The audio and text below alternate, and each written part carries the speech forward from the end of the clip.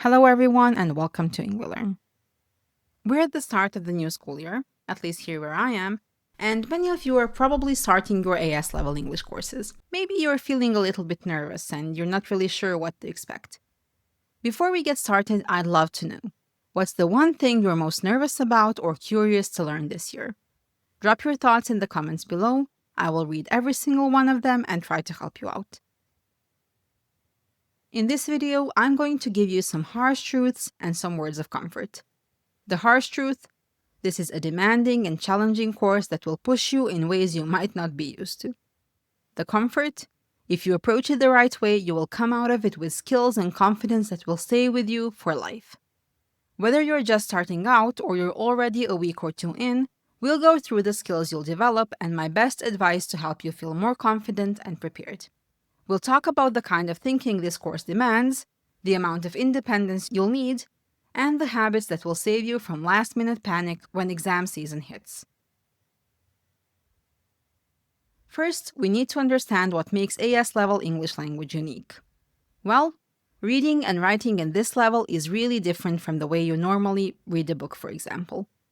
When you're reading a book on your own time or in a literature class, you're looking at the story, at the content. For your book report, you're summarizing what the author said. If the book is good, you enjoy and appreciate the fact that it's well written. To make it a bit clearer, let's use a comparison. When you read on your own, for your own pleasure, it's like you're a tourist in a foreign city and you're looking at all the beautiful buildings around you and going, wow, these buildings are really beautiful. On the other hand, when you're reading something in an AS level English language course, you're no longer a passive onlooker.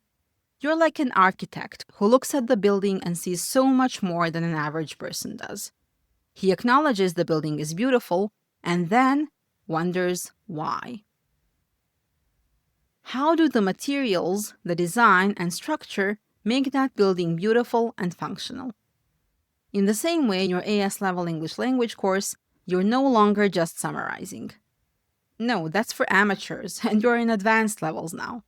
You're analyzing language. You'll learn to explore how writers use language, form, and structure to create meaning and influence their readers.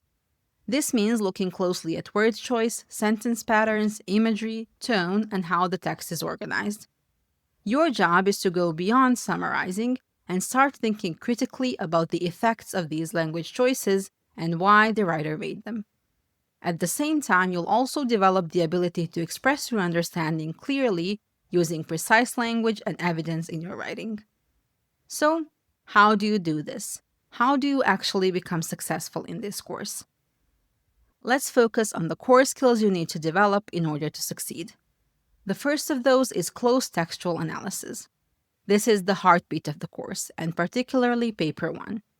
You won't just identify language features.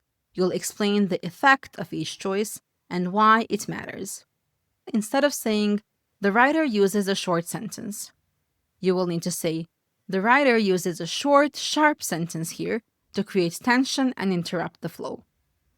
You'll also need to understand the text's form and structure, like how writers organize paragraphs to build their ideas step by step, or how changes in mood or style make you feel different things as you read. The second skill you'll need is versatile and purposeful writing. You'll need to write in different styles and formats and make sure that your tone, level of formality, and structure suit who you're writing for and why. Whether you're writing a formal report, a personal blog post, or a persuasive speech, you'll need to show that you can choose your words and style carefully to fit the task. You'll also need to think about your own writing and be able to explain the choices you made and how they help achieve your purpose. The third skill you'll need is understanding genres. To get higher marks, you need to show a clear understanding of different kinds of texts or genres. For example, what makes a political speech convincing and powerful? How does a travel blog keep readers interested by using a casual and friendly style? What kind of tone and words does a newspaper editorial use to sound serious and informative? You should be able to explain how writers use these features on purpose to achieve their goals. So, to succeed, you need to be good at analyzing, writing, and knowing about different genres. So how do you do that and not completely burn out in the process? Here's some of my expert advice. A big part of success in AS level English language is just how much independence you need. The harsh truth is that in this course, no one is going to spoon feed you everything. Your teacher will guide you, explain things, and give you feedback, but it's up to you to actually do the work, look for extra examples, and figure out where you need to improve. You'll need to get comfortable making your own study plans, setting goals for yourself, and sticking to them even when no one is checking up on you. What does this look like in practice? Well, you're the one who's in the driver's seat now. When you don't understand something, you have to actually do something about it instead of waiting for the teacher to repeat it in the next lesson. She probably won't. She just doesn't have the time. The curriculum is too full. You have to take responsibility.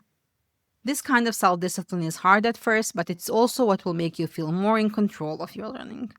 And the best part is that once you get used to working this way, it will help you not just in this course, but in every subject you study later on. And one of the first places where that independence really matters is in your writing practice.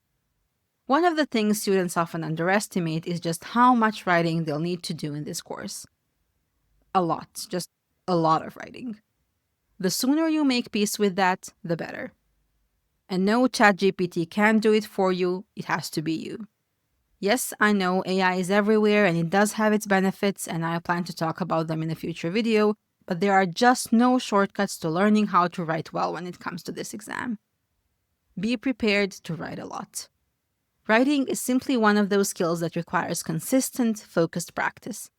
It isn't something that you can cram at the last minute. Your progress depends on your own effort and your own ability to think critically and creatively. You need to start building those good habits early. From the very beginning of the school year, set aside time regularly to write, revise, and reflect on what you've written. That way, you'll be training your mind to shape ideas clearly and persuasively. Your writing will improve only if you really put yourself into it. You need to try different styles, experiment with words, and actually use the feedback your teacher gives you. So, get ready to put in the work.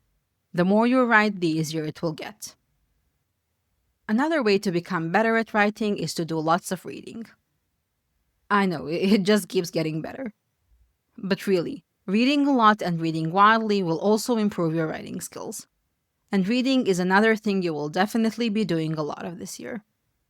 Right now, your textbook may seem huge, but the texts that you'll find there are not nearly enough. You need to be reading widely in your everyday life. Read high-quality articles and editorials online, find film reviews from respectable film critics, read political speeches and travel blogs. Basically, anything you can get your hands on that doesn't qualify as brain rot is good enough. As you're reading, and as the year goes by and you learn more and more skills, you'll find yourself constantly recognizing the things you're learning about in everything you read. You'll even unconsciously start asking yourself, who is the audience? What is the writer's purpose? How does he use language to achieve this? Another big problem students encounter in this course is time management. I've talked about it many times because it seems to be a really big issue. At first, 2 hours for a paper that has only 2 questions may seem too long, but believe me, it's not. You'll have your hands full throughout those 2 hours. The only way to prepare for this is to do timed writing practice. Set a timer and force yourself to finish each task within the time limit. Start with shorter chunks of time like 20 or 30 minutes and work your way up to full exam length. At first, it's going to be overwhelming and you'll feel stressed and rushed. That's perfectly normal. Experiencing that feeling now means you'll get used to it by the time you get in the exam, and you'll probably be much less nervous in the actual exam. The more you practice, the better you'll get at planning your ideas fast and writing clearly without panicking. Don't forget to save a few times at the end of the exam to check your answers. Time management can really make or break your exam, so take this part seriously from day one.